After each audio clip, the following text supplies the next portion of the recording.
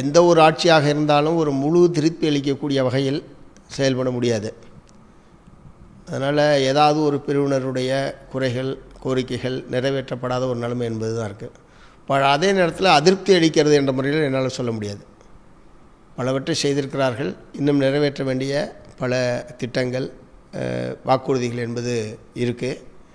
அந்த முறையில் தான் அதை பார்க்குறேன். ப்ளஸ் மைனஸ் ரெண்டுமே உள்ள ஒரு அரசாகத்தான் திமுக ஆட்சி என்பது இருக்கிறது. ஒவ்வொரு முறையும் எதிர்கட்சித் தலைவர் எடப்பாடி பழனிசாமி போகிற இடத்துல எல்லாமே கூட்டணி கட்சிகளினுடைய செயல்பாடுகளை விமர்சிக்கிறாரு. திமுக கட்சியில் கூட்டணியில் இருக்கக்கூடிய மற்ற கட்சிகளினுடைய செயல்பாடுகள் மந்தமாக இருக்கிறதா விமர்சிக்கிறாரு.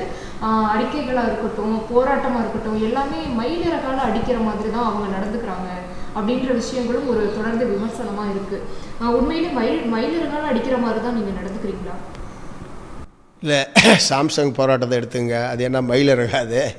மாதக்கணக்காக நடைபெற்ற போராட்டம். அதே மாதிரி இப்போ துப்புரவு பணியாளர்களுடைய போராட்டத்தில் அது வேறொரு சங்கம் நடத்தினாலும் அந்த போராட்டத்திலேயும் மார்க்சிஸ்ட் கம்யூனிஸ்ட் கட்சி அழுத்தமான முறையில் தமிழ்நாடு அரசாங்கம் இதில் தலையிட்டு கோரிக்கைகளை நிறைவேற்ற வேண்டும் என்பதற்கான ஆதரவு போராட்டம் நடத்தியிருக்கோம். கைதுக்கு பிறகு கண்டன போராட்டத்தை நடத்தியிருக்கோம். இது எதுவுமே செய்யாத எடப்பாடி இதை பற்றி சொல்கிறது தான் எனக்கு ரொம்ப ஆச்சரியமாக இருக்குது. அதாவது இந்த போராட்டத்துக்கு ஆதரவாக எதுவுமே செய்யாத திரு எடப்பாடி அவர்கள் எங்களை விமர்சிக்கிறது தான் ரொம்ப ஆச்சரியமாக இருக்குது. முதல்ல அவர் அந்த கோரிக்கை நியாயம் என்று சொன்னால் அவர்கள் முதலில் களத்திற்கு வந்திருக்க வேண்டும்.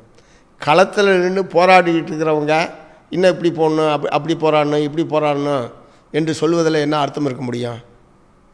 கோரிக்கையினுடைய நியாயத்தை தோழமை கட்சியாக இருந்தாலும் அவர்களை பணி நிரந்தரம் செய்யப்பட வேண்டும். அவர்களுக்கான ஊதியம் என்பது குறைக்கப்படக்கூடாது. தனியார் மையத்தை அனுமதிக்கக்கூடாது என்கிற மக்களுடைய குரலை நாங்கள் வலுவாக எதிரொலித்திருக்கிறோம். அவர்களின் பக்கம் நின்று நாங்கள் போராடி இருக்கிறோம். இவர் என்ன செய்தார்? ஐயா, அதே மாதிரி தூய்மை பணியாளர்கள் விவகாரத்தில் அவர்கள் கேட்டது ஒன்று, ஆனால் இவங்க கொடுத்துருக்கக்கூடிய நலத்திட்டங்கள்னு சொல்லியிருக்கக்கூடிய விஷயங்கள் வேற ஒன்றாக இருக்குது. இதை எப்படி பார்க்குறீங்க? இல்லை, அரசாங்கம் அறிவிச்சிருக்கிற நலத்திட்டங்களில் பல விஷயங்கள் வரவேற்கத்தக்கது. உதாரணத்துக்கு காலை உணவு.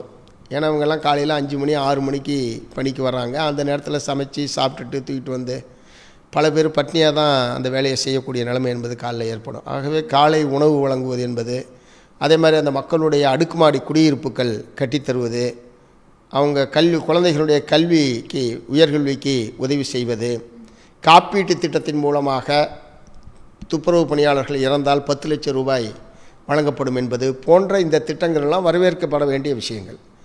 அதே நேரத்தில் போராடுகிற மக்கள் என்ன கோரிக்கையை வைத்திருக்கிறார்களோ அதன் மீது அரசு ஒரு ஆக்கப்பூர்வமான முறையில் முடிவுக்கு வர வேண்டுமே தவிர, இதை விட்டுவிட்டு மக்கள் முன்வைத்திருக்கிற கோரிக்கைகளை விட்டுவிட்டு அதற்கு பதிலாக வேறு சில திட்டங்களை அறிவிப்பது என்பது பிரச்சனையை முடிவுக்கு கொண்டு வருவதற்கோ போராட்டத்தை நியாயமான முறையில் தீர்ப்பதற்கோ உதவி செய்யாது.